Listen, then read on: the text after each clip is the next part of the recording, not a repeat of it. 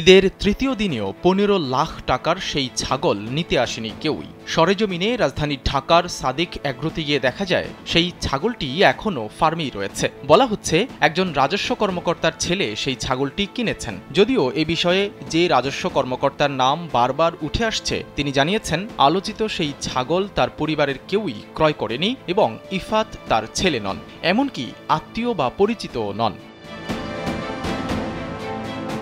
সূত্র বলছে নিজের ফেসবুক সহ সামাজিক যোগাযোগ মাধ্যমে ছাগল ক্রয় নিয়ে ছবি ও ভিডিও প্রকাশ পেলে বাসা থেকে ইফাতকে পড়তে হয়েছে চাপে।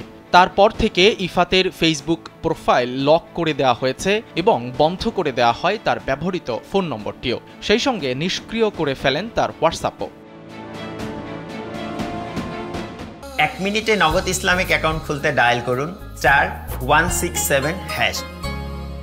সাদেক এগ্রোর কর্ণধার মোহাম্মদ ইমরান হোসেনের সঙ্গে কালবেলার পক্ষ থেকে যোগাযোগ করা হলে তিনি জানান শুধুমাত্র 1 লাখ টাকা দিয়ে ছাগলটি বুক করেছিলেন ইফাত, কিন্তু শেষ পর্যন্ত তিনি পুরো টাকা পরিশোধ করে ছাগলটিকে খামার থেকে বাড়িতে নিয়ে যাননি এখনো।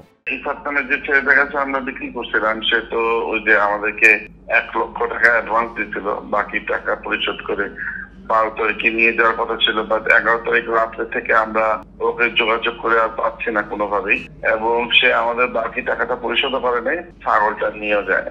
আমরা খুব ডেসপারেটলি চেষ্টা করতেছি, বিকজ আমরা তো বিক্রি করছি, আমাদের তো টাকাটা দরকার এবং ছাগলটাও ডেলিভারি দেওয়া দরকার, কারণ এই ছাগল তো আর এত বড় দামি ছাগল তো কোরবানি ছাড়া বিক্রি হবে না, আর কোরবানি আবার আরেক বছর, এতদিন রাখাটাও তো এত বড় জিনিস, যদি আল্লাহ না করে কোনো কিছু হয় তাহলে আমার পুরাই লস।